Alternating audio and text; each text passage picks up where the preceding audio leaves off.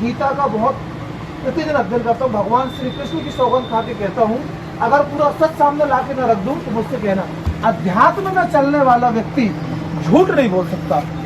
माना कि राजनीति में झूठ जरूरी है, लेकिन पेवर झूठ नहीं बोला जा सकता। वो आध्यात्मिक व्यक्ति है नहीं। और दूसरी बात, किसी भी कार्य को व्यक्ति जब करता है ना, जो सच्चा देश मैं हूं या कोई भी व्यक्ति हो, जब मुझे औरों के प्रति कुछ अच्छा करना रहता है ना, तो वो मैं का शब्द को भूल जाता है।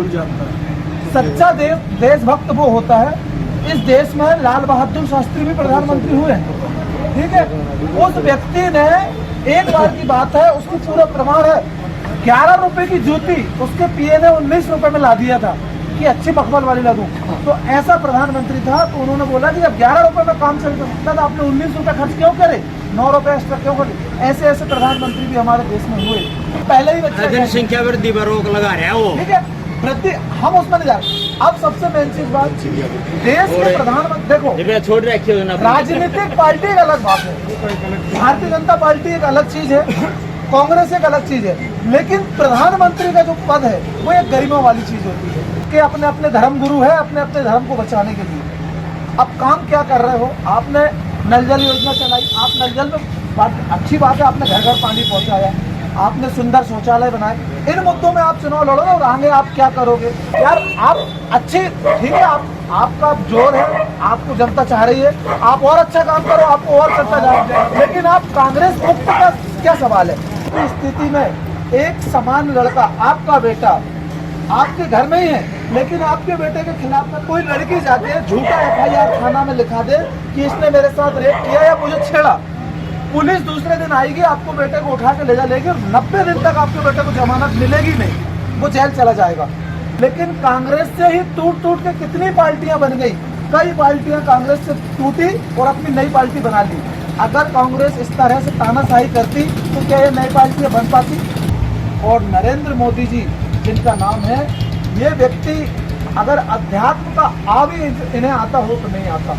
अध्यात्म का व्यक्ति अपने आप को आगे नहीं दिखाता। अध्यात्म का व्यक्ति पूजा दिखाने की चीज नहीं है, वो अंदर से चिंतन और मनन करनी चाहिए। माना गांधी जी राम मंदिर के मुद्दे को नहीं बना पाए, लेकिन गांधी जी के हृदय में राम बसते थे, उनके चरित्र में राम थे, लेकिन लोगों ने उन्हें भी बदनाम करने में कसर नहीं छोड़ा। करते थे भाई भाई को एक दूसरे का सहारा करते थे। गाँव में हम भोजन भी तो हम बैठ के करा करते थे, चप्पल पहन के कोई भोजन करता था क्या, नहीं करता था। हम लोग सामूहिक बैठ के और भोजन और भजन तो अच्छे से करते थे। आज तो गली में जानवर से भी गई बीता हो गया इंसान। आज गली गली में बफर सिस्टम चल रहा है, ढोर जैसे जूता चप्पल पैरों में खा रहा है। इन चीजों को बोलेंगे तो मोदी जी को बुरा लग जाएगा। ये भी तो आपके राज में हो गया। पहले गांव गांव में रामलीला होती थी, भगवान राम की आस्था लोग करते। अब तुमने राम मंदिर को, राम भगवान को लोगों के दिल से निकाल के एक मंदिर में बिठा दिया, और वो ही राम ने दुनिया में दिखा दिया कि ये मोदी राम का भी नहीं है, इसलिए तो अयोध्या हरा दिया। तीसरे नंबर पर भारत में। अब आप बताइए, सुनिए, तो जब 13 में बिल बना और 14 में तो मोदी सरकार आ गई, तो 10 साल में बढ़ी, मतलब मोदी सरकार में वक्फ बोर्ड की जमीन बढ़ी ना। वक्फ बोर्ड की बढ़ी, कराया किसने, यो 13 अमेंडमेंट वही बात। तो 14 में तो हमने मोदी जी को बैठा दिया, तो मोदी जी ने उसमें रोक क्यों नहीं लगाई। करा था ना, और जो कि देश का बड़ा अर्थशास्त्री, हमने उसे हटाया कि नहीं, ज्ञानी आदमी था, हमने हटाया कि नहीं, जब देश की जनता ने उसे हटाया कि नहीं, हमने भाजपा को लाया, तो मोदी जी क्यों नहीं रोक पाए। आप खुद बता रहे कि 10 साल में 1700 गुना बढ़ गई, इसका मतलब मोदी राज में बढ़ी ना।